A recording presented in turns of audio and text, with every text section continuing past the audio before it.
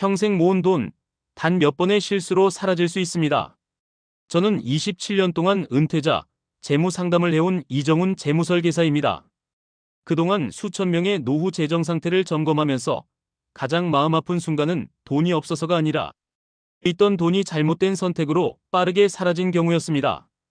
얼마 전 68세 김모 어르신이 저를 찾아왔습니다. 퇴직금과 30년 모은 저축, 그리고 집 한 채.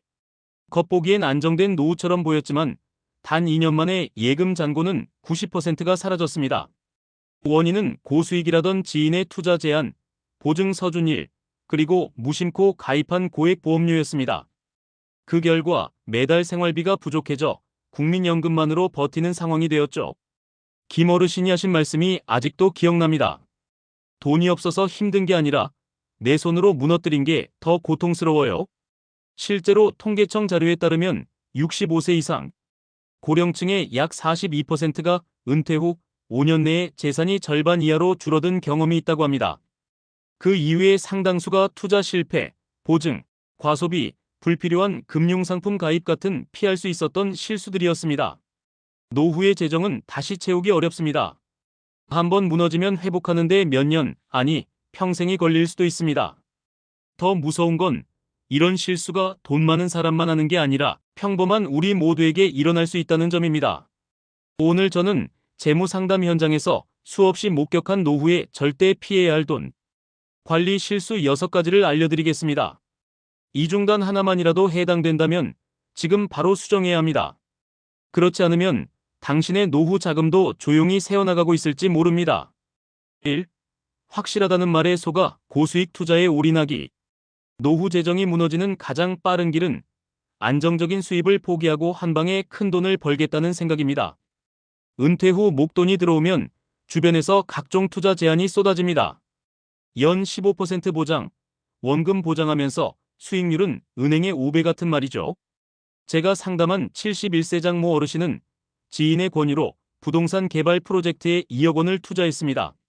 서류상으로는 모든 게 안전해 보였고 계약서에도 원금 보장 문구가 있었습니다. 하지만 사업은 허가 문제로 중단됐고 투자금의 80%를 잃었습니다. 남은 건 소송 비용과 정신적 피로뿐이었습니다. 실천 팁. 원금 보장과 고수익이 함께 언급되면 90% 이상은 위험 신호. 반드시 금융감독원, 국토교통부 등 공적기관에서 사업 등록 여부 확인. 이해하지 못하는 상품에는 절대 투자하지 말 것. 은퇴 후 자금의 80% 이상은 원금 손실이 없는 안전자산에 두기. 가족 친구의 부탁으로 보증 서주기. 가족인데 친구인데 거절할 수 없잖아. 이 한마디로 노후 자산이 순식간에 날아가는 경우가 많습니다. 보증은 갚지 못하면 대신 갚아야 하는 법적 의무이므로 상대가 빚을 갚지 못하는 순간 모든 책임이 본인에게 넘어옵니다. 65세의 김모 어르신은 아들의 사업 자금 1억 원 보증을 섰습니다. 아들이 초반에는 잘 갚았지만 경기 불황으로 사업이 무너지면서 대출이 연체됐습니다. 결국 집에 근저당이 잡히고 월세로 이사해야 했습니다. 김 어르신은 아들을 원망할 수 없지만 내 노후가 사라진 건 사실이라며 눈물을 보이셨습니다. 실천 팁. 가족이라도 보증은 금전 거래가 아니라 채무 승계라는 사실을 명심. 대신 도와줄 방법을 찾아라. 소액 무이자, 대출, 지원금 안내, 공동투자 등. 이미 보증을 섰다면 채무 상황을 주기적으로 확인하고 위험시 빠르게 해지 절차 진행. 3. 매달 새는 고정 지출을 방치하기. 은퇴 후 재정은 얼마를 벌까보다 얼마를 쓰지 않느냐가 더 중요합니다. 그런데 많은 분들이 매달 빠져나가는 고정비를 한 번도 점검하지 않습니다. 보험료, 통신비, 관리비, 차량 유지비, 각종 구독 서비스까지.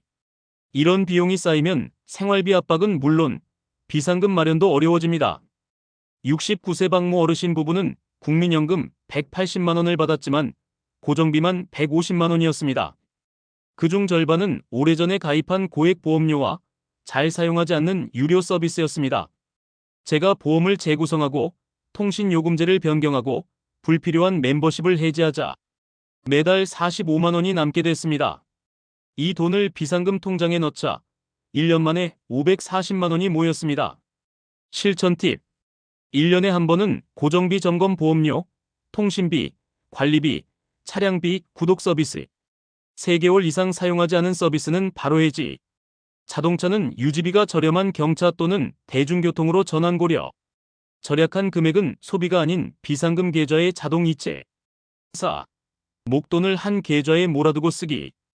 은퇴 후 목돈을 한 통장에 넣어두면 심리적으로 돈이 많다는 착각에 빠집니다. 그 결과 계획 없이 조금씩 꺼내 쓰다가 자금이 눈에 띄게 줄어들어도 위기감을 못 느낍니다. 70세 이모 어르신은 퇴직금 1억 5천만 원을 예금 한 통장에 넣어두고 생활비와 여가비를 한꺼번에 사용했습니다.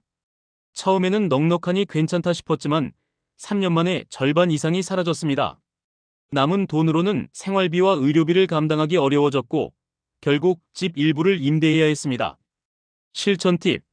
생활비, 비상금, 장기자금은 반드시 분리 보관. 생활비 통장은 6개월치만 넣고 나머지는 이체인출 제한 계좌에 예치. 큰 지출 계획이 있다면 미리 항목별 예산을 나눠두기. 5. 필요 이상의 고가 금융상품 보험에 가입하기.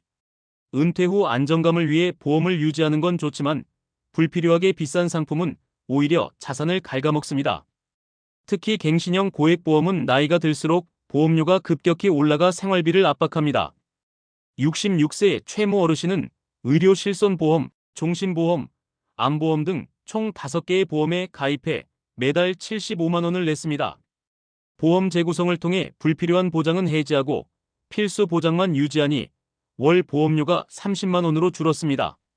그 차액으로 건강검진과 운동에 투자하니 의료비도 줄고 삶의 질이 좋아졌습니다. 실천 팁. 보험은 필수 3가지만 유지 실손, 암, 치아 또는 상해. 갱신형 대신 비갱신형 상품 우선 고려. 불필요한 중복 보장은 과감히 정리. 6. 괜찮겠지 하며 비상자금을 준비하지 않기. 노후에 예기치 못한 지출은 반드시 옵니다.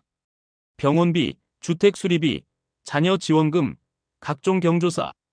비상자금이 없으면 결국 대출에 손을 대거나 자녀에게 도움을 청하게 됩니다. 73세 정모 어르신은 심장 수술비로 1,200만 원이 필요했지만 예금과 투자금이 모두 묶여 있었습니다. 급하게 대출을 받았고 매달 35만 원의 이자를 내느라 생활비가 빠듯해졌습니다. 실천 팁. 생활비 6개월치 이상을 비상금으로 확보. 절대 투자 소비에 사용하지 않고 안전자산에 보관. 예적금, CMA, 단기 채권 등 환금성 높은 상품 활용. 오늘 말씀드린 6가지 다시 정리하겠습니다. 확실하다는 말에 속아 고수익 투자에 올인하기. 가족 친구의 부탁으로 보증 서주기. 매달 새는 고정 지출을 방치하기. 목돈을 한 계좌에 몰아두고 쓰기. 필요 이상의 고가 금융상품 보험에 가입하기. 비상자금을 준비하지 않기. 이 중 한 가지만 걸려도 노후 재정은 조용히 무너질 수 있습니다. 더 무서운 건 이 실수들은 돈 많은 사람이 아니라 평범한 우리 모두가 겪을 수 있다는 사실입니다. 돈은 모으는데 수십 년이 걸리지만 잃는 데는 단 며칠이면 충분합니다. 특히 은퇴 후에는 돈을 다시 채우기가 거의 불가능합니다. 그래서 안전하게 지키는 것이 크게 버는 것보다 먼저입니다. 하지만 늦지 않았습니다. 오늘부터라도 고정 지출을 점검하고 보증 서기를 거절하고 투자 전에 반드시 검증하는 습관을 들이면 당신의 노후 자금은 훨씬 오래 버틸 수 있습니다. 그리고 그 돈은 단순한 숫자가 아니라 당신의 건강, 관계, 자존심, 그리고 마음의 평안까지 지켜줍니다. 혹시 여러분도 비슷한 순간을 겪은 적 있으신가요? 또는 이 중에서 가장 와 닿았던 내용이 있다면 댓글로 함께 나눠주세요. 그 말 한마디가 또 다른 누군가에게는 큰 위로가 될지도 모르니까요. 그리고 이 영상이 도움이 되셨다면 비슷한 고민을 겪는 지인분들과 공유해주세요. 그 작은 배려가 또 하나의 위기를 막아줄 수도 있습니다. 좋아요와 구독을 누르면 건강과 행운이 찾아옵니다.